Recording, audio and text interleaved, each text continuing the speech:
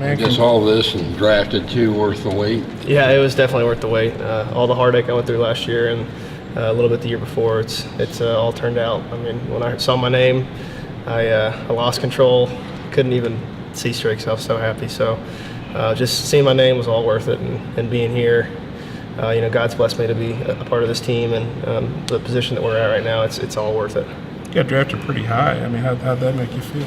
Really good. I was, the senior sign thing, the money deal is not really the issue. I just really wanted to go top 10 so I could tell my kids someday that I did that. So getting to go the back end of the 10th was a little buzzer beater, but I was so excited again, guys. It's all worth it, man. I was ecstatic. Your dad was what, an 8th round pick? Yeah, 833. So is that kind of cool? I mean, 2 generations getting drafted? Yeah, it was. There for a second I was talking to my dad, and he was like, "You might be going the 33rd pick of the 8th draft." So it would have been cool if we were the same pick. But yeah, it's my dad was really excited. And my mom was really excited. Fiance, everybody. So it was a good day. What do you think about taking on a team that you've already played 3 games here this year? It's gonna be tough. They know us, we know them. There's no surprises about that.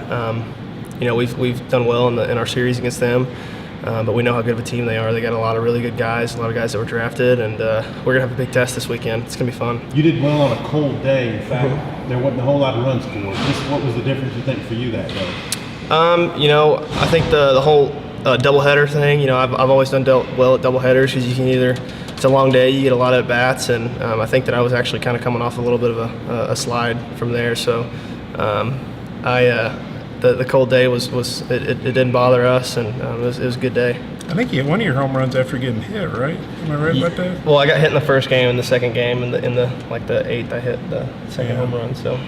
You celebrated with Gates after one of his big plays, or after the game. What has he done for you guys over there at first this last few weeks? I mean, first of all, Gates is just the best human being you could ask for to have on your teammate or on your team.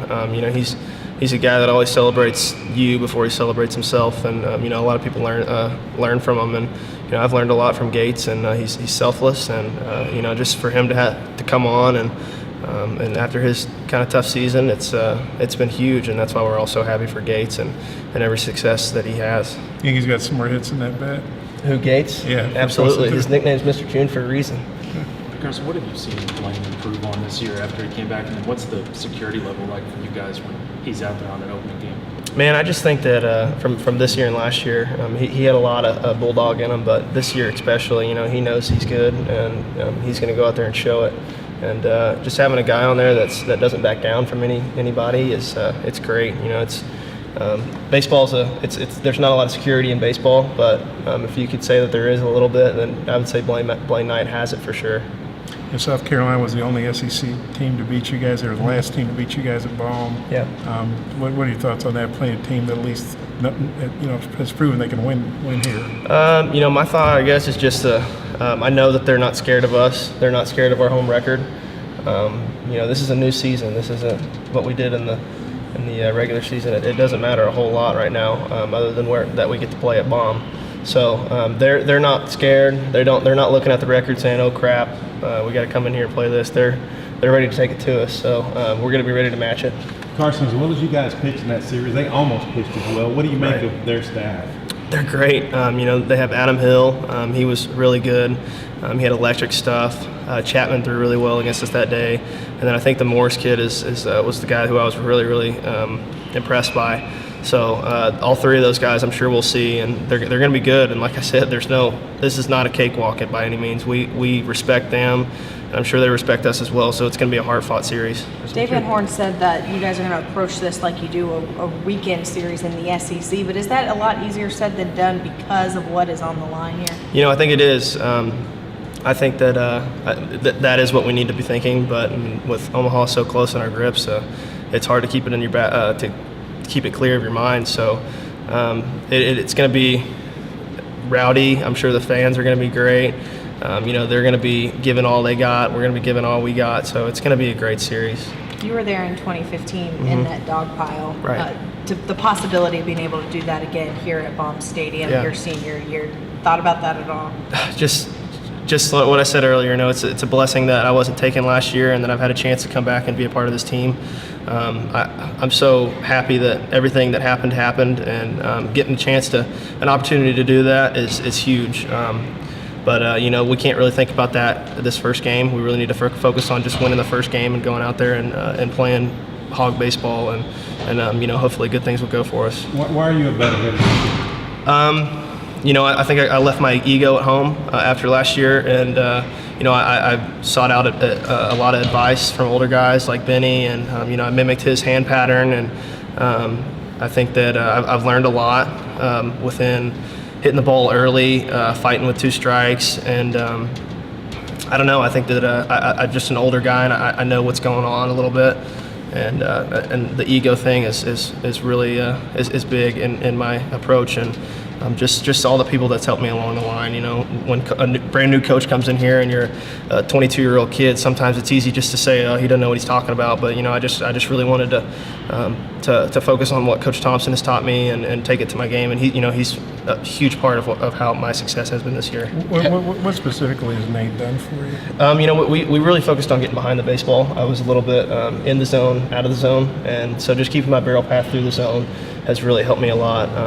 He's just a great guy to talk to. He knows pitchers, and he knows hitters, and he's really focused on our swings and mechanics of it, which is really good. So he's helped me a lot. Having, I think, 10 guys drafted so far this season, what does it say about this group of guys? Just relentless. There's the guys that have gone. I'm so proud of them, and I think I'm happier for them than I am for me. It's just these guys around us they're great kids. They've been raised right by their parents, and there's no egos on this team, which is just the most amazing thing ever, because you really don't get that from a college baseball team. So just everybody just loving each other and doing what they got to do to get the job done has been why everybody's been getting drafted so high. Has it helped that last couple of years you've just been a second baseman instead of all over the map like those first couple of years? I think it has. I'm fine with doing whatever the coaches want me to do. But being able to just focus on second base the last 2 years has really helped me defensively, and it's taken a lot of, this year especially, it's taken a lot of weight off my shoulders, because I know how to play the second base, and I find little things here and there. Throughout the whole season I'm still working on stuff, so but yeah, it's definitely helped me being able to focus on one position. With your ties to this school, is it overdue to win a national title? No, I don't think it is. I think that we're a really good team, and we have a lot of hype, but we're really we're a bunch of grinders, and we all have the same exact goal. We don't want to just make it to Omaha. We want to win it, and I said that at the beginning of the year, and I truly mean it. And I think that we've got a really good chance if we just keep our nose to the grindstone and win one game at a time. Just as a program there, growing up as a fan, would you think it would have happened before now? And how exciting is it, that prospect? I thought there's definitely potential for it to happen. I think that one year when we set the ERA record, I thought we had a really good chance. Just growing up, having the ties here, I'm really excited for what's to come. We got to work hard though to get there. I'm not saying that it's going to be a cakewalk or anything. Don't get me wrong. 3 of these super regionals are all SEC. Right. What do you think about that? It's awesome. It's kind of crazy. I'm sure the committee had something to do with it. I don't think they want too many teams in Omaha from the SEC, but it's just I think it just goes to show how tough some teams are. Look at Mississippi State down there the last strike, and they had a 3-run walk-off home run.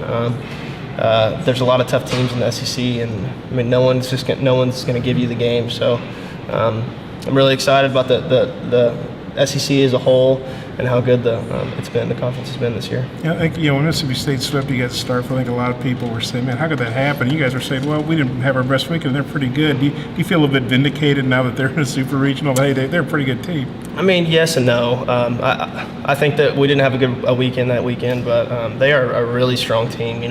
They don't come out to you on paper as the best team in the planet, but they've got pieces, man. Those guys, those hitters, they just wear you down. So I'm not surprised that they're there. I actually seeing their first pool, I was like, I would not be surprised if Mississippi State wins takes it out of that regional. So. I don't think it's vindicated. I think that we just had a bad weekend, and they played great, and I think that we were a key part of their season to kind of get them rolling. You obviously hit the ball really well last weekend. Is your hand feeling pretty good, or is it still painful? It's still painful. It's still painful. I found something else that's kind of helped me. those little rings that go around the thumb, the pro hitters. It's really helped my hand pain a lot. So, you know, it's, I don't know. I really haven't been trying to think about it. I don't like to make excuses or anything like that. So, but it is feeling better. Does that ring help absorb the contact? The back part of the swing, it kind of lays some pressure off of it. You're not getting it numbed up or anything, obviously. No, you can't do that. I got to throw too, yeah. so I would if I was a DH, but if it was your left hand, like Jack's, possibly, yeah, that'd be nice. What was it like playing behind Blaine, Casey, and Jake when they were working so well? I mean, it was great. You know, Blaine was just, like I said, he was just a bulldog on the mound, and he wasn't going to back down anybody. And then Casey did his thing, you know.